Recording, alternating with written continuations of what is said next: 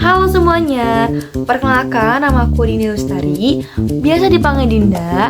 Nah, aku mahasiswa Universitas Sultan Ageng Tirtayasa jurusan Pendidikan Guru Sekolah Dasar dengan NIM 222-724-0093. Aku mau bercerita salah satu dongeng Nusantara di Indonesia untuk memenuhi salah satu tugas dari mata kuliah Bahasa Indonesia dengan dosen pengampu Bapak Lili Fajrudin.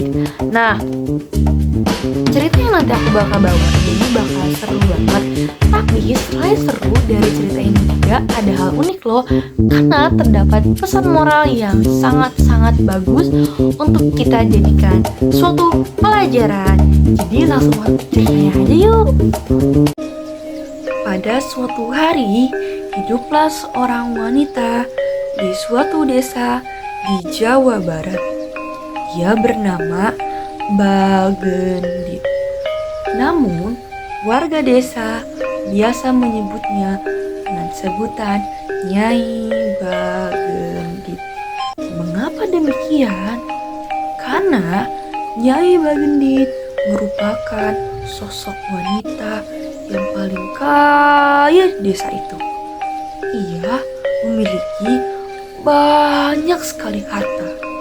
Ia memiliki rumah yang besar, uang yang banyak, tanah yang banyak, perhiasan yang banyak, serta memiliki lahan pertanian yang sangat besar. Namun, warga desa tidak menyukai Nyai Bagendit. Mengapa? Karena Nyai Bagendit memiliki sifat yang sangat angkuh, yang sangat sombong, yang sangat jahat, serta memiliki sifat yang sangat congak. Oleh karena itulah, warga tidak menyukai perangai Nyai Bagendit.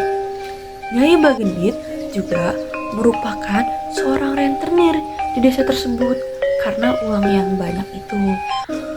Namun, setiap kali ada warga desa yang ingin meminjam uang, Nyai Bagendit memberikan bunga yang sangat besar, bahkan 2 kali lebih besar dari uang yang dipinjam warga.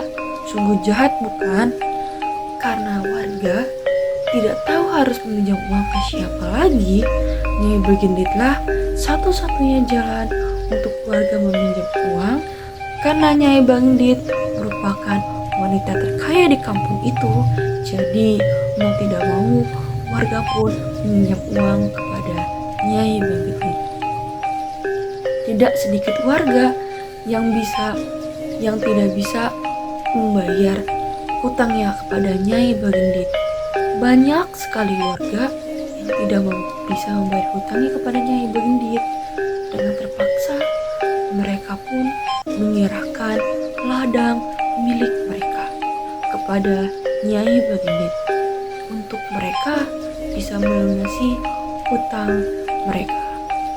Nyai Bagendit juga memiliki 2 ajudan yang sangat jahat. Ia memiliki badan yang kekar, memiliki otot yang besar. Jadi, ketika ada warga desa yang tidak bisa membayar hutang, maka ajudan Nyai Bagendit akan menghabisi warga desa. Karena tidak ada cara lain untuk mereka bertahan hidup mencari uang, mereka pun terpaksa harus bekerja di ladang milik Nyai Bagendit. Namun dengan upah yang sangat kecil, tidak sebanding dibandingkan mereka bekerja di ladang Nyai Bagendit. Mereka bekerja di ladang Nyai Bagendit dari pagi hingga malam, bahkan tidak ada waktu istirahat sedikit pun. Namun gaji atau upah yang didapat itu sangat sedikit sekali, tidak terbanding dengan apa yang sudah mereka kerjakan dari pagi sampai malam. Pada suatu hari, Nyai Bagendit sedang asik bersantai-santai di teras rumahnya bersama dengan pengawalnya. Nyai Bagendit sedang asik melihat buku yang berisi tentang warga-warga yang banyak sekali yang belum membayar hutang.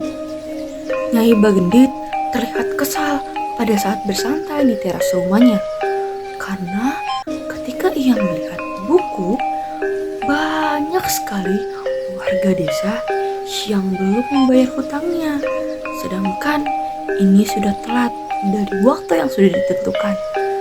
Nyai Bagendit pun memanggil pengawalnya, lalu ia memerintahkan pengawal-pengawalnya untuk mendatangi rumah-rumah warga yang belum membayar hutang untuk segera membayar hutangnya. Kalau tidak, rumah mereka atau ladang mereka akan disita oleh Nyai Bagendit. Di sela-sela keasikan Nyai Bagendit, tiba-tiba datanglah seorang wanita parubaya dengan anak yang digendongnya. Ia terlihat sangat lusuh.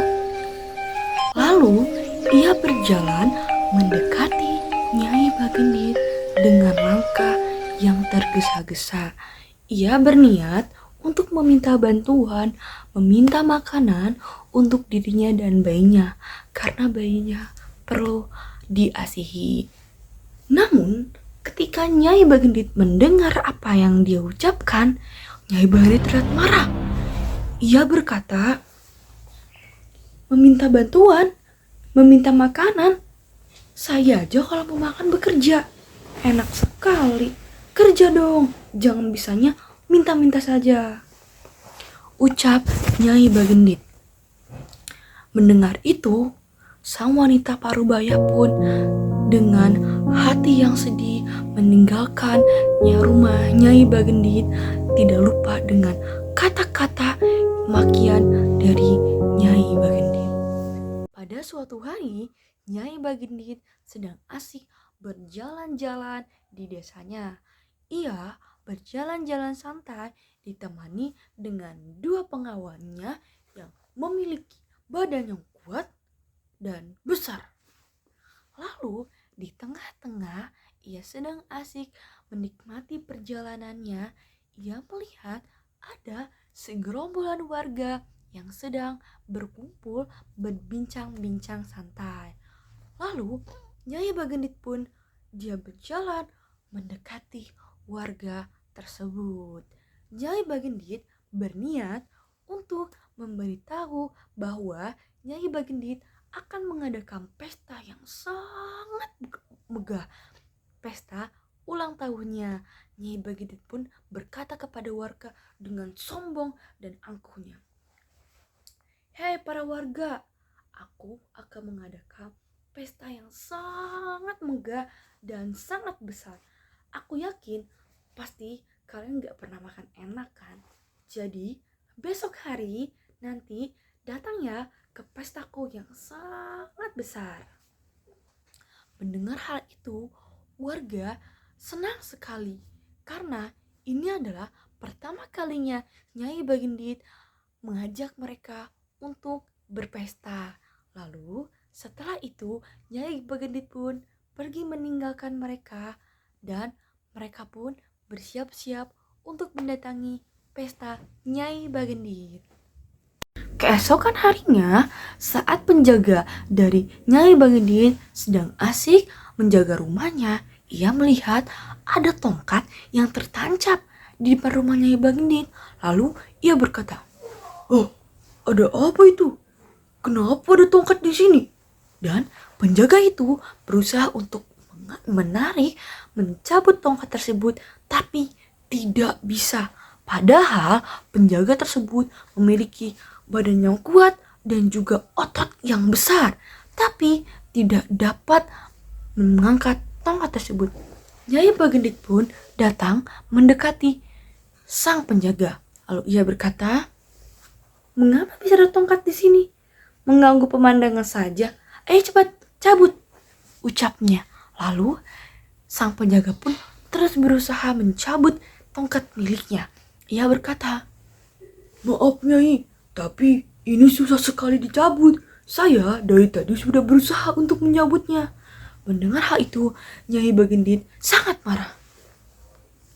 Susah kamu, payah, badan besar, tapi ngangkat begituan aja nggak bisa, ucap Nyai Bagendit.